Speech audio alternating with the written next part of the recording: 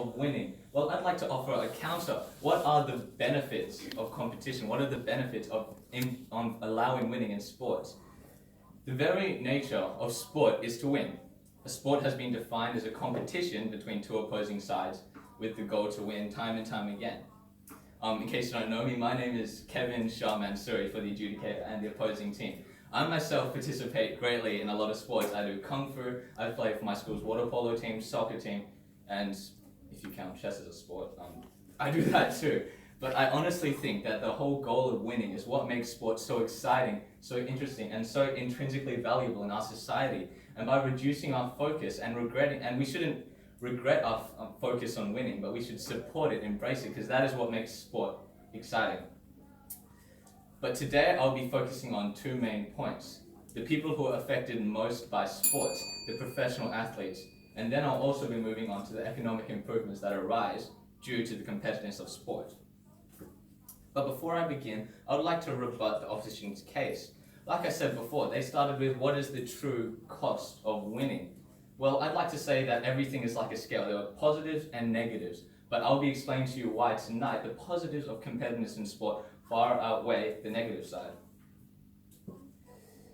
Winning does not separate people, in my opinion. It instead unites them. If you have ever sat in a field or in a competitive match, for example, like they said in the West Coast Eagles match for Fremantle Dockers, among the stands, among thousands of people screaming support for their team, the feeling that comes with that competitiveness, that urge to win, is electrifying. And that comes from both sides, the winners and the losers, and this is important. Yes, please. Do you agree that team and skill building are more valuable than winning? I believe team and skill building is very valuable, but I think that comes hand in hand with the urge to win. You're going to be more likely to win if you work together with your team. You're going to be more likely to win if you have the skills needed to win. And that actually brings me to my second point, or my second rebuttal. I believe that professional sport should be competitive. No, thank you. Professional sport definitely should be competitive. If focus in professional sport is not on winning, it won't be different to any normal sport. It won't be different to the games you play on the field, lunchtime soccer, for example. That is fun. But when you get to the competitive level, the very nature of it is that they must try to win and to be able to sustain their spot. No, thank you. Now, to begin. Imagine watching a professional game of football or soccer, paying your hard-earned money to watch, but neither teams were focusing on winning. Athletes' will to win is what makes sports so interesting. It is their inert desire and urge to win. The emotions that come to them from losing goals, from scoring goals, is what makes it interesting for the crowd. Point of information. Yes, please. Do you not agree that a focus on winning and hence performance puts pressure on adolescents that causes them harm?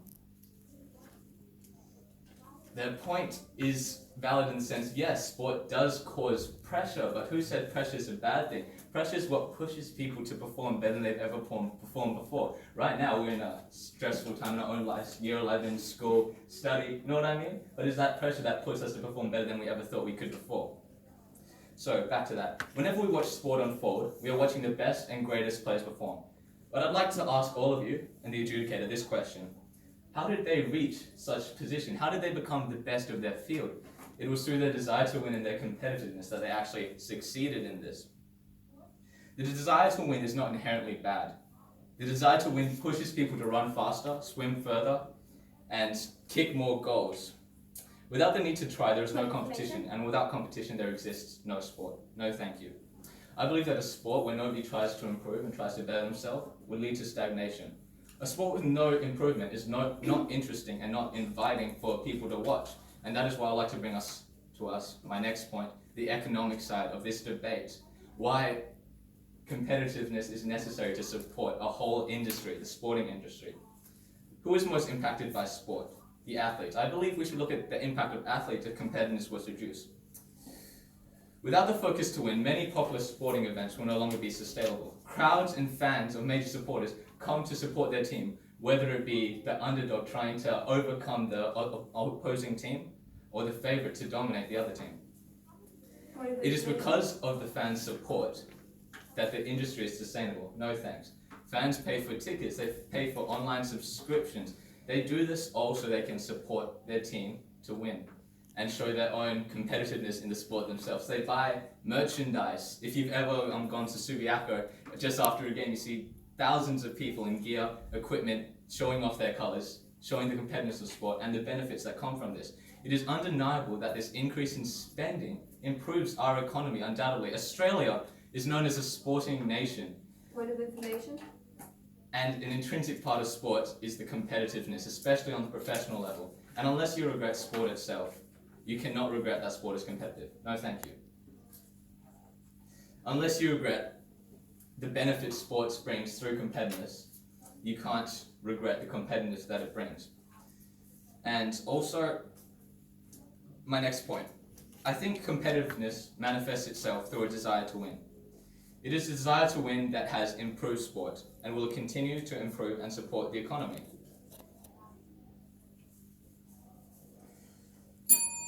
I honestly believe competitiveness is intrinsic in human nature. No matter where we look, it is part of us. It is part of our will to improve ourselves and to become better. And in a society where none of us are trying to improve ourselves or become better, especially through getting rid of competitiveness in sport, there will be less economic drive. Sport will be less interesting. The athletes will be put out of their own jobs because nobody will be willing to pay and support their careers. And that is why I'm proud to negate. Thank you. Alright, before we just hand over to the